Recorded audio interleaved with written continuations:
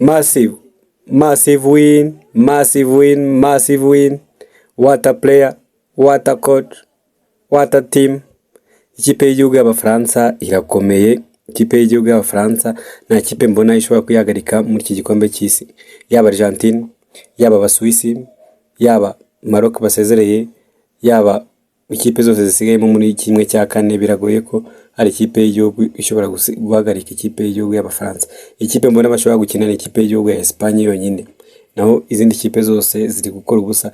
Iki gikombe cy'isi ni icy'Abafaransa bitagize ibihinduka.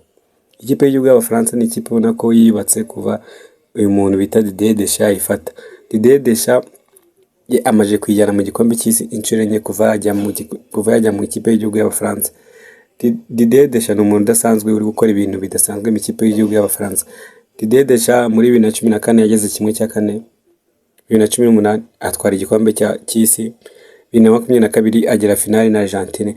Ubu mudatungwa no kuba agiye kongera agakora ikindi, akakora kandi gatendo ko kugera finale ku nshuro ya kabiri ikurikiranya, ndetse akaba yanatwara n'iki gikombe. Ikipe y'igihugu y'Abafaransa irakomeye cyane, ahubwo ndibaza aba defenseur cyangwa se umuzamu uhura n'ikipe y'igihugu y'Abafaransa aba yagowe kabisa, aba yagowe, ntago aba yorohewe. Guhura ni attaque iriho Kylian Mbappé, ikabaho Dembele, ikabaho Michael Olise, ku rundi ruhande akaba ari Desire Doué. Ni ikipe kabisa buri muntu wese atifuza guhura nayo. Kugira ngo uhure n'ikipe y'igihugu y'Abafaransa byasaba ko iyi attaque yabo yose bayikuramo, bagashyiramo abadefenseur.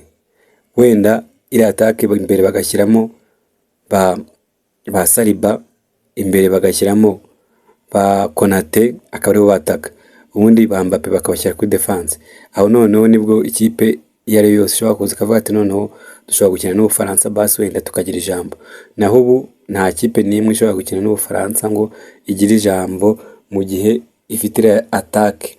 Ni attaque ikomeye, ni attaque ishobora kubonamo ibitego na 20 yabishatse. Ni attaque kabisa ubona ko iyo umwe adatsinze undi aratsinda, iyo umwe adatsinze atanga assist. Ni attaque idasanzwe.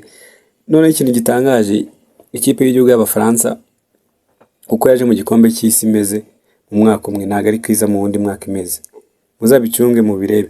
Mu mwaka washize batakishaga Mbappé niwe wagarutsemo, Dembele ntago yarahari, Olise ntago yarahari, na Desire Doué ntago yarahari. Sinzi niba mubyibuka. Ikipe y'igihugu y'Abafaransa ni ikipe iri kugira kuzamura impano buri mwaka. Umuntu ugaragayemo mu gikombe cy'isi cy'umwaka umwe, undi mwaka ntago agaragaramo. Umuntu uri kubikora ugaragaramo muri buri gikombe cy'isi ni Kylian Mbappé wenyine. Abandi bose ni bashyashya. Bigaragara ko Ubufaransa buri gukora ikintu gikomeye cyane, ndetse isi yose igomba kwigiraho ikiga uburyo umupira w'amaguru utegurwa. Umupira w'amaguru utegurwa kuva mu bato kugera mu basaza. Uri kubona ko ibi nibyo biri kugonga ikipe y'igihugu y'Abadage. Abadage bagize ikipe nziza, ariko bibagirwa gukora akademi gakomeye, akaba ari yo mpamvu iri gutuma ikipe y'igihugu y'Abadage isezererwa hakiri kare rugikubita. Ibyo nibyo Abafaransa birinze rero, batangira gukereya amakademi menshi, amakademi afite imbaraga ashobora guproducinga abakinnyi bashyashya buri mwaka, kugira ngo bahore bashyiramo amaraso mashyashya, ikipe ihore ari nziza. Uri kubona niba mu gikombe cy'isi ya 2022 bari bafite muri amutipe washije penalty, ariko ubu bakaba bataramuhamagaye muri iki gikombe cy'isi. Bakaba bafitemo Olise, bakaba bafitemo Dembele, akaba ari bashyashya bitabiriye igikombe cy'isi bwa mbere. Ni ibintu byiza, ni ibintu ubona ko ikipe y'igihugu y'Abafaransa iri gukora ibintu byiza bikomeye cyane. Ejo Arsene Wenger yatangaje ko ikipe y'igihugu y'Abafaransa nta kipe n'imwe ishobora kuyihagarika. Ni ikipe yonyine bashobora gukina ni ikipe y'igihugu ya Espagne. Ibyo bintu yarabivuze, nanjye ndabyanaliza koko nsa nk'ubishidikanya, ariko uyu munsi ndabyemeye. Hano byemereye Maroc wa mukino wayo yajyaga ikina bawuburijemo. Maroc yabuze aho ikina, yabuze uko itera baro, ubona ko byayicanze neza. Bwo yo yasenga gati Mana dufashe half time irangire cyangwa se full time irangire, twitahire twifatira indege twisubirira iwacu, kuko iyi kipe ntabwo twabona baduhera dukina nayo, kiretse baramutse bakoze ibyo nababwiraga, bafashe Konate bakamushyira kuri attaque, bagafata Mbappé akaba ari ujya mu izamu cyangwa akaba ari ujya muri defense, nibwo bwonyine ikipe y'igihugu ya Maroc yari kubasha gukina, naho ubundi bwo ntabwo yari gukina ngo biyorohe. Ni ibitego 2-0, ni ibitego ubona ko bitagoranye, nubwo Kylian Mbappé yahushije penalty. Ntabwo yarasanzwe ahusha penalty kuko muri penalty 15 yamaze gutera ikipe y'igihugu y'Abafaransa, nibwo bwa mbere yahushije penalty.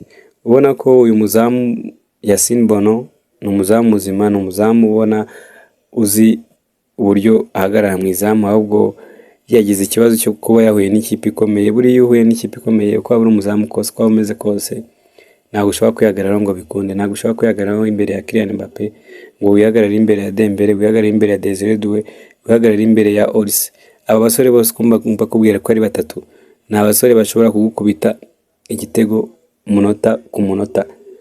Niba umwe atagutsinze aratanga assist, niba umwe atsinze undi aratsinda. Ni ibintu bigoye kuba wamanaginga abasore ngo bamara iminota 90 nta gitego na kimwe batsinze. Ni ikipe y'igihugu y'Abafaransa ubona ko ni ikipe y'igihugu ihabwa amahirwe, yitwaye neza, indabyo zayo irayikwiye, igeze demi finale. Reka turebe koko niba ikipe y'igihugu y'Abafaransa ishobora kugera finale. Niba ukunda ibiganiro byiza iby'imikino ndetse n'ibya siporo, ntibagire gukora subscribe.